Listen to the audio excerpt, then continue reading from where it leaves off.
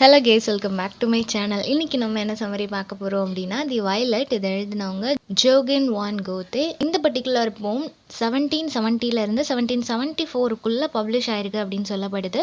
இவர் ஒரு German writer இல்லையா? ஸோ இந்த போம் எப்போ எழுதியிருக்காரு அப்படின்னா, ஜெர்மன் லிட்ரேச்சரில் ஸ்டார்ம் அண்ட் ஸ்ட்ரெஸ் அப்படின்ற ஒரு மூமெண்ட் வந்து நடந்திருக்கு. அந்த மூமெண்ட் அப்போ தான் இந்த போம் வந்து அவர் எழுதியிருக்கிறாரு.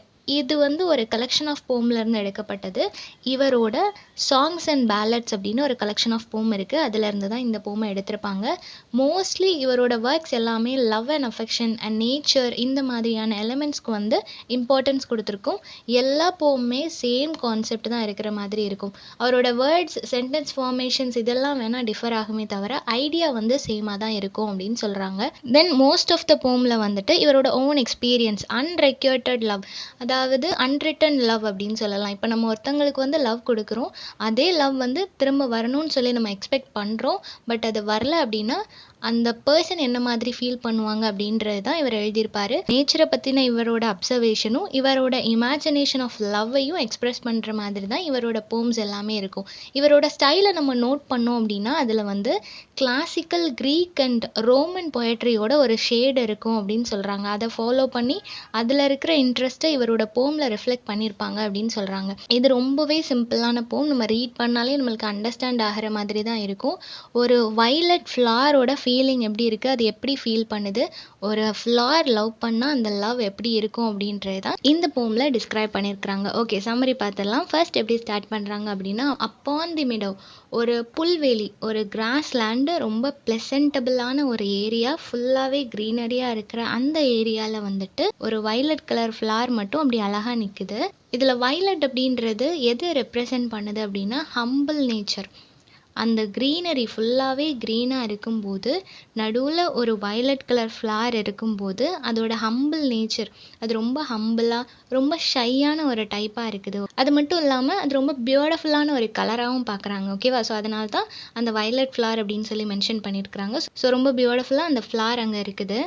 அந்த டைமில் ஒரு யூத் ஷெப்பர்டர்ஸ் வந்து வராங்க. ஆடெல்லாம் மேய்ப்பாங்க இல்லையா? அந்த ஒரு பொண்ணு வந்து அங்கே நடந்து வரா. அவள் வந்து ஒரு இடத்துல நிற்காம துருன்னு இங்கேயும் அங்கேயும் போயிட்டே இருக்கிறா. ஓகேவா? ஸோ அவளை பார்க்கும்போது ரொம்ப யங் அண்ட் எனர்ஜெட்டிக், கேர் ஃப்ரீயான ஒரு சோலாக தெரியுது. ரொம்ப லைவ்லியாக இருக்கிறா. இந்த ஒரு கேரக்டரிஸ்டிக்ஸ்லாம் பார்க்கும்போது இது அப்படியே அந்த வயலட் ஃப்ளாருக்கு ஆப்போசிட்டாக இருக்குது. அந்தளவுக்கு ரொம்ப கேர்ஃப்ரீயாக இருக்கிறாளோ, அவள் போகணுன்னு நினச்ச இடத்துக்குலாம் போகிறாளோ, அந்த மாதிரி இந்த வயலட் ஃப்ளாரால் போக முடியாது. அது எந்த இடத்துல இருக்கோ அதில் மட்டும்தான் இருக்க முடியும். மேபி அந்த விண்டோட அந்த லெவலை வச்சு அது அசையுமே தவிர அதால் ஒரு பிளேஸ்லேருந்து இன்னொரு பிளேஸ்க்கு மூவ் ஆக முடியாது. ஸோ அப்படியே ஆப்போசிட்டான ரெண்டு கேரக்டரிஸ்டிக்ஸ் இருக்கிற ஒரு ஃப்ளார் அண்ட் கேர்ள் வந்து ஒரு இடத்துல இருக்கிறாங்க. இப்போ அந்த பொண்ணு வந்து அவளோட ஸ்வீட்டான வாய்ஸால் ஒரு அழகான மெலோடி பாடுறா, கேரல் சாங்ஸ் பாடுறா. அந்த சாங் எல்லாமே அப்படியே ஏரில் ஸ்ப்ரெட் ஆகுது. எவ்ரிவேர், எல்லா இடமும் அவளோட சாங்ஸ் தான் கேட்குது.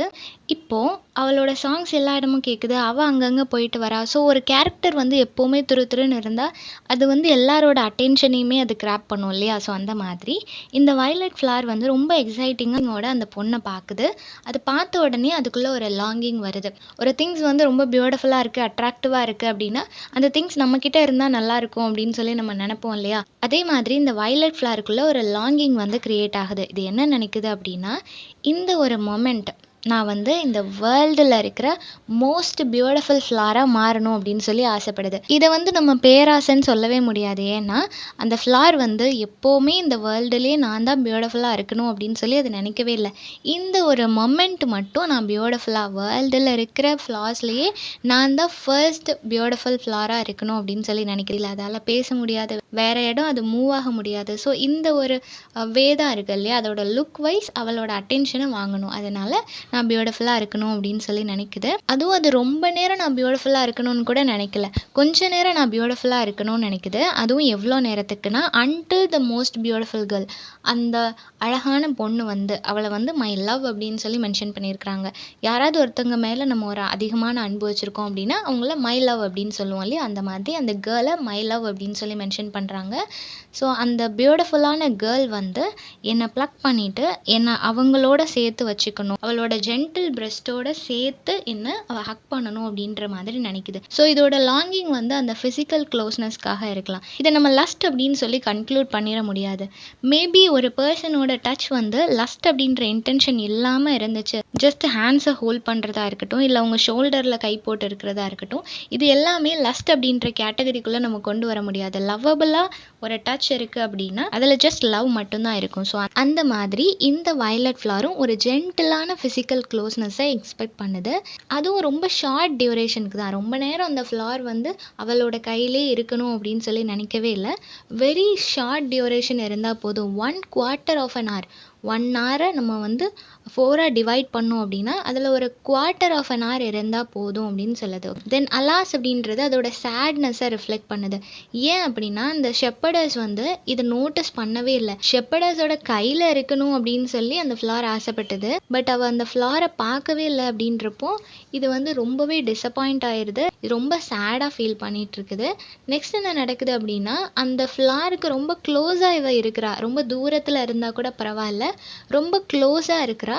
பட் இந்த ஃப்ளாரை வந்து அவள் பார்க்கவே மாட்றா. ஸோ 2 பேருக்குள்ளே ஒரு ஐ கான்டாக்ட் அப்படின்றது வரவே மாட்டுக்கு. இந்த இடத்துல இந்த ஃப்ளார் வந்து அவள் மேலே அவ்வளோ லவ் வச்சிருக்கு, அவ்வளோ லவ் அவளுக்கு கொடுக்கணும்னு நினைக்குது. பட் ரிட்டன் எந்த விதமான லவ்வுமே இந்த ஃப்ளாருக்கு கிடைக்கல. ஸோ ஒரு ஃப்ளாராக இருந்தாலும் அந்த ஃப்ளாருக்குள்ளே எவ்வளோ இமோஷன் இருக்குது அப்படின்றத சொல்கிறாங்க. இந்த ஃப்ளாரும் இப்போ நினச்சா அவளோட அட்டென்ஷனை கிராப் பண்ண முடியாது. இது எதுவுமே செய்ய முடியாது இல்லையா? இது அசைகிறதே விண்டோட கையில் தான் இருக்குது அப்படின்றப்போ இதால் எதுவுமே பண்ண முடியல. இது ஜஸ்ட் அவளை நோட்டீஸ் பண்ணிகிட்டே இருக்குது. பட் அவள் பார்க்கவே இல்லை. ஆக்சிடெண்ட்டாக என்ன பண்ணிடுறா அப்படின்னா அந்த ஃப்ளாரை வந்து மிதிச்சிட்றா.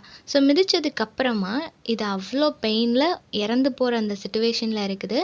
ஆனால் அந்த சிச்சுவேஷனில் கூட அது வந்து அக்செப்ட் பண்ணிக்குது. ஓகே, இதுதான் என்னோட லைஃப் டைம் முடிஞ்சு போச்சு, அதனால் நான் இறக்க போகிறேன் அப்படின்னு சொல்லிட்டு அந்த ஃபேட்டை வந்து அது ரொம்ப ஹாப்பியாக அக்செப்ட் பண்ணிக்குது. இதில் ஏன் ஹாப்பின்னு மென்ஷன் பண்ணியிருக்கிறாங்க அப்படின்னா ஈவன் அது இறந்து போகிற அந்த கண்டிஷனில் இருந்தாலும் அது ஹாப்பி ஆகுது. ஏன்னா அந்த மிதிச்சது யார்? அந்த ஷெப்பர்டஸ்.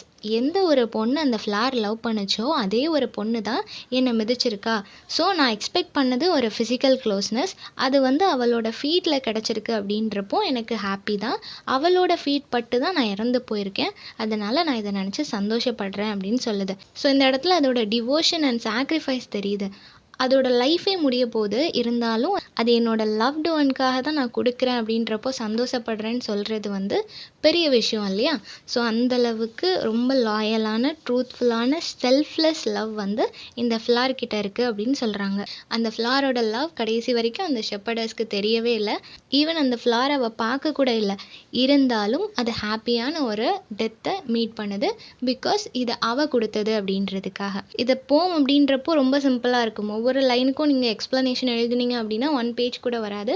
ஸோ எக்ஸாம் டைமில் எழுதும்போது உங்களோட இன்டர்ப்ரிட்டேஷன்ஸ் தான் நிறைய எக்ஸ்பெக்ட் பண்ணுவாங்க. ஸோ ஒரு போம் அப்படின்றத நீங்கள் எப்படி பார்க்குறீங்க? ஒவ்வொரு லைனுக்கும் ஆத்தரோட இமேஜினேஷன், ஆத்தரோட இன்டர்ப்ரிட்டேஷன்ஸை தாண்டி நீங்கள் அதை எப்படி பார்க்குறீங்க? இதில் மேபி அவர் இதை சொல்லியிருக்கலான்னு சொல்லிட்டு நீங்கள் அதை எப்படிலாம் இன்டர்ப்ரெட் பண்ணுவீங்களோ அதுக்கேற்ற மாதிரி இந்த போமை வந்து அனலைஸ் பண்ணி எழுதணும். அப்போ தான் உங்களுக்கு நிறைய கண்டென்ட் கிடைக்கும். ஓகேவா? ஸோ போம் அப்படின்னாலே படித்து எழுதாமல் அதை வந்து நிறைய இன்டர்ப்ரெட் பண்ணுங்கள். உங்களோட அனாலிசிஸில், உங்களோட ஓன் ஐடியாலஜி, ஓன் இமேஜினேஷனில் அந்த போமை நீங்கள் எப்படி பார்க்குறீங்களோ அதுக்கேற்ற மாதிரி ப்ரெசென்ட் பண்ண ட்ரை பண்ணுங்கள். இதில் தீம்ஸ் எல்லாம் நான் கொடுக்குறது போக உங்களுக்கு இந்த தீம்ஸும் எழுதலாம் அப்படின்னு தோணுச்சுன்னா அதையுமே நீங்கள் இன்க்ளூட் பண்ணிக்கலாம். ஓகேவா? ஸோ போமோட எக்ஸ்ப்ளனேஷன் மட்டும் எடுத்தோம் அப்படின்னா கண்டிப்பாக நம்மளால் கொஷனுக்கு ஆன்சர் பண்ண முடியாது. ஸோ என்ன கொஷின் கேட்குறாங்களோ அதுக்கேற்ற மாதிரி அனலைஸ் பண்ணி நம்மளோட இன்டர்ப்ரிட்டேஷன்ஸையும் சேர்த்து இந்த போமில் நம்ம ப்ரெசென்ட் பண்ணலாம். ஓகேவா? ஸோ போம்னாலே ஜென்ரலாக இந்த மாதிரி எழுத ட்ரை பண்ணுங்கள். ஸோ இந்த சம்மரி எல்லாருக்கும் புரிஞ்சிருக்கும்னு நினைக்கிறேன். நெக்ஸ்ட் என்ன டாப்பிக்கில் வீடியோ போடலான்னு சொல்லி கமெண்ட் பண்ணுங்கள். தேங்க்யூ ஃபார் வாட்சிங்.